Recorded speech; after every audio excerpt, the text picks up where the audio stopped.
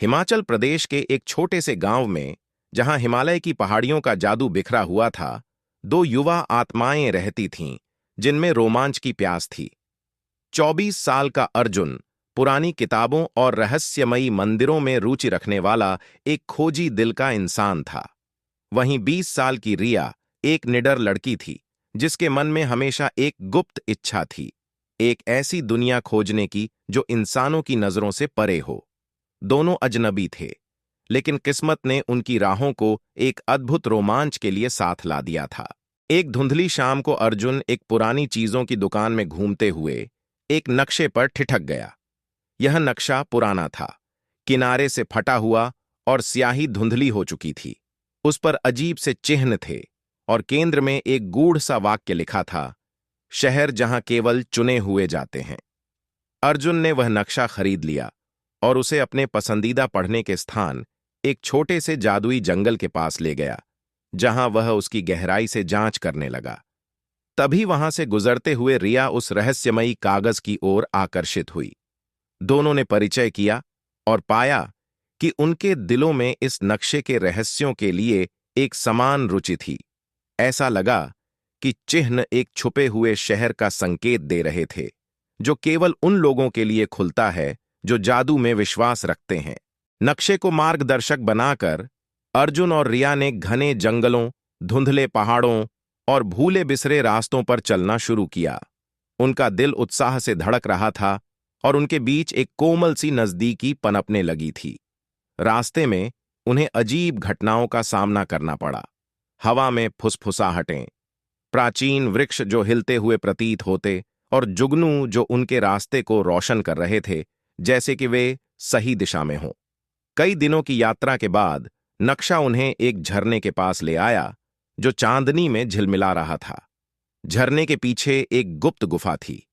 जैसे ही वे अंदर गए, वहां एक अजीब सी ऊर्जा महसूस हुई। गुफा की दीवारों पर और चिन्ह बने हुए थे, जिन्हें समझते ही एक छुपा हुआ मार्ग खुल गया, जिसने एक सुनहरे पोर्टल का रास्ता दिखाया। आखिरी बार एक दूसरे की ओर देखकर अर्जुन और रिया ने गहरी सांस ली और पोर्टल में कदम रख दिया। चारों ओर की दुनिया धुंधली हो गई, और जब उनकी दृष्टि साफ हुई, तो वे एक ऐसी नगरी में थे जिसे उन्होंने कभी नहीं देखा था। चांदी और रत्नों से बनी मीनारें आसमान में उठी हुई थीं, जो नीले और हरे रंगों में चमक रही थीं। सड़कों के किनारे अंधेरे में चमकते फूल लगे थे, जिनकी पंखुड़ियों से हल्की हल्की रोशनी का कुहासा उठ रहा था। जादुई प्राणी खुलेआम घूम रहे थे। छोटे छोटे परियां फूलों के बीच नाच रही थीं, जबकि विशालकाय गरुड़ उनके ऊपर उड़ रहे थे। जब वे इस अद्भुत दृश्य में खोए हुए थे, तब एक कोमल आवाज ने उनका स्वागत किया। एक ऊंची, दिव्य आकृति, जिनके चांदी जैसे बाल और तारों जैसे चमकते आंखें थीं, ने खुद को वृंदा के रूप में परिचित कराया, जो इस छुपी हुई नगरी, चमत्कारी नगरी की रक्षक थीं।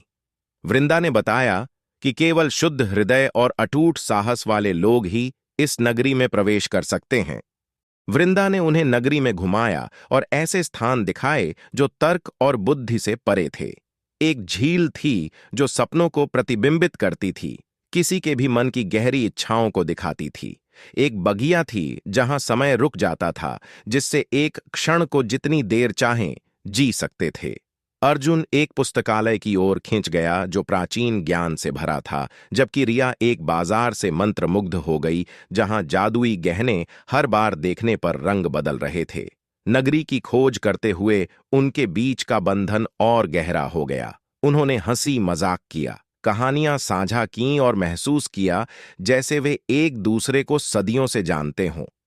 एक शांत क्षण में रिया ने अर्जुन को अपने उस सपने के बारे में बताया, जिसमें वह ऐसी ही किसी नगरी को खोजने की चाह रखती थी, और अर्जुन ने अपनी उस उम्मीद को साझा किया जिसमें वह सच्ची संगत और जीवन में अर्थ की तलाश कर रहा था। लेकिन उनकी यात्रा में मोड़ तब आया जब उन्होंने सुना कि हर आगंतुक को चमत्कारी नगरी में रुकने का अवसर नहीं मिलता। वृंदा ने एक गुप्त सच्चाई का खुलासा किया, जो इस नगरी में आता है, उसे विश्वास की एक कठिन परीक्षा से गुजरना होता है। केवल वही यहां रह सकते हैं जिनका इरादा और साहस अडिग हो। अर्जुन और रिया को परछाइयों की घाटी में ले जाया गया, एक रहस्यमय स्थान जहां उनके सबसे बड़े डर जीवंत हो उठे। उन्हें अलग अलग कर दिया गया और उन्हें अपने सबसे गहरे असुरक्षाओं और संदेहों का सामना करना पड़ा। अर्जुन ने खुद को एक ऐसी दृष्टि में पाया जहां वह अकेला, खोया हुआ और अंधेरे से घिरा था। उसने एक गहरी अकेलापन महसूस किया, यह डर कि वह कभी अपनी जगह नहीं पाएगा। लेकिन जैसे ही उसने रिया की गर्मजोशी और उसके साथ बिताए पलों को याद किया, उसे अपने संदेह को दूर करने की शक्ति मिली। दूसरी ओर रिया ने एक ऐसी दृष्टि का सामना किया जिसमें उसके प्रियजन उसे भूल गए, जिससे वह एक ऐसी दुनिया में अकेली रह गई जहां कोई उसे देख नहीं सकता। डर ने उसे जकड़ लिया, लेकिन अर्जुन की सुकून देने वाली उपस्थिति की स्मृति ने उसके दिल में हिम्मत भर दी। उसे एहसास हुआ कि चाहे जो हो, वह खुद में खुशियां बनाने के लिए सक्षम है। दोनों परछाइयों की घाटी से बाहर आए, अपने और एक दूसरे के प्रति अपने विश्वास के साथ। परीक्षा पास कर लेने पर वृंदा ने उन्हें आशीर्वाद दिया, उनके दिलों की ताकत और उनकी आत्माओं की पवित्रता को मान्यता दी। उन्होंने बताया कि इस नगरी का एक अनोखा उद्देश्य है। यह केवल उन लोगों के सामने प्रकट होती है जो खुद में, जादू में और प्रेम में विश्वास को फिर से खोजने के लिए आते हैं। अब जब अर्जुन और रिया ने यह सब एक दूसरे में पा लिया था, तो नगरी उनके दृष्टि से धीरे धीरे ओझल हो जाएगी। भले ही उनके दिल में इसे छोड़ने का दुख था, वृंदा ने उन्हें आश्वासन दिया कि चमत्कारी नगरी से मिली यादें और सीखें उनके साथ हमेशा रहेंगी। उन्होंने प्रत्येक को एक लॉकेट भेंट किया, उनकी यात्रा का प्रतीक और इस बात का स्मरण कि जादू उन लोगों के लिए है जो उस पर विश्वास करते हैं। हाथ में हाथ डाले अर्जुन और रिया ने पोर्टल के माध्यम से वापसी की। नगरी धीरे धीरे उनके पीछे गायब होती गई। उसकी अद्भुतता एक सुंदर स्वप्न की तरह उनकी स्मृतियों में बस गई। वे खुद को पहाड़ों की धुंध में वापस पाए, लेकिन अब सब कुछ अलग महसूस हो रहा था। दुनिया अब अधिक जीवंत और संभावनाओं से भरी हुई लग रही थी। जैसे ही उन्होंने एक दूसरे की ओर देखा, वे समझ गए कि उनका बंधन कुछ असाधारण है, एक दुर्लभ जादू जिसे कोई दूरी नहीं तोड़ सकती। वे अपनी अपनी जिंदगियों में लौट आए, लेकिन साथ में एक नए सफर की ओर, उस साहस, आश्चर्य और प्रेम के साथ जो चमत्कारी नगरी ने उन्हें दिया था। अर्जुन और रिया वापस लौट चुके थे, लेकिन चमत्कारी नगरी का जादू उनके जीवन का हिस्सा बन चुका था। अब उनकी दुनिया में हर छोटी चीज में एक अलग चमक, एक अलग आकर्षण था। हर पेड़ में, हर फूल में और यहां तक कि आसमान में उड़ते पक्षियों में भी उन्हें जादू दिखाई देता। वे दोनों अब अपने जीवन को नई दृष्टि से देख रहे थे, जैसे सब कुछ में एक छुपा हुआ रहस्य हो। अर्जुन ने अपने गृहनगर में एक किताबों की दुकान खोली, जहां उसने प्राचीन और रहस्यमयी किताबों का संग्रह किया। वहां उसने उस नक्शे को भी रखा जिसने उसे और रिया को चमत्कारी नगरी तक पहुंचाया था, ताकि यदि कोई और इस तरह के अद्भुत सफर पर जाना चाहे तो वह उन्हें प्रेरणा दे सके। वह हर ग्राहक को अपनी कहानी सुनाता और हर बार उसे लगता कि वह फिर से उस जादुई नगरी की यात्रा पर निकल गया है। रिया ने एक अलग रास्ता चुना। उसने जंगलों और पहाड़ों में ट्रैकिंग गाइड बनकर अपने जीवन को उस अद्वितीय अनुभव के करीब रखा। वह पहाड़ों में ऐसे स्थान ढूंढती जो लोगों के लिए अज्ञात थे। हर यात्रा में उसे लगता कि शायद कहीं न कहीं उस नगरी का कोई और अंश छुपा हो, और जब वह उन स्थानों पर किसी को ले जाती तो उसके साथ साथ वे भी उस जादुई नगरी की खोज में जुट जाते थे।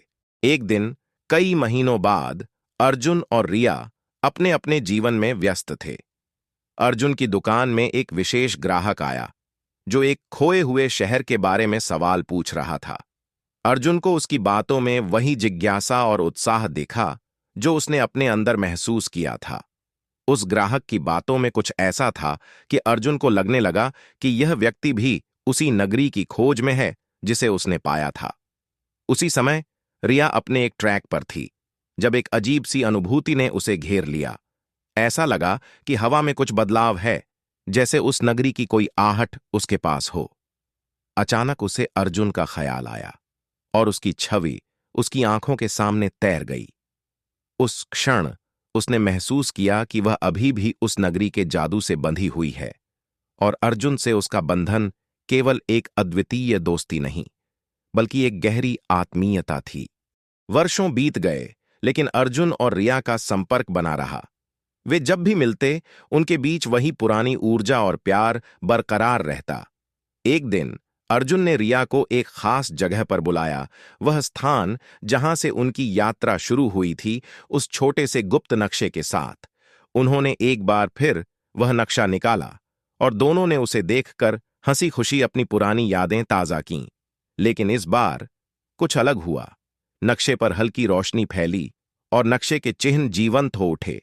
उनके बीच की जगह से एक और मार्ग खुलने लगा, एक और रहस्यपूर्ण दिशा में। अर्जुन और रिया ने एक दूसरे की ओर देखा, आंखों में वही पुरानी चमक और दिलों में फिर से उस नगरी की ओर जाने का साहस। उन्होंने फिर से उस जादू में कदम रखा, एक नई यात्रा पर, एक नए अनुभव की ओर। उस पल दोनों को यह एहसास हुआ कि चमत्कारी नगरी एक बार फिर से उन्हें बुला रही थी, इस बार शायद हमेशा के लिए। अर्जुन और रिया का प्रेम अमर हो गया और चमत्कारी नगरी में हमेशा के लिए अमर हो गया। वे दोनों इस नगरी के रक्षक बन गए, एक ऐसी नगरी जहां सिर्फ जादू में विश्वास करने वाले ही आ सकते थे। वे अब उन लोगों के लिए एक प्रेरणा बन गए जो जीवन में जादू और प्यार की तलाश में थे।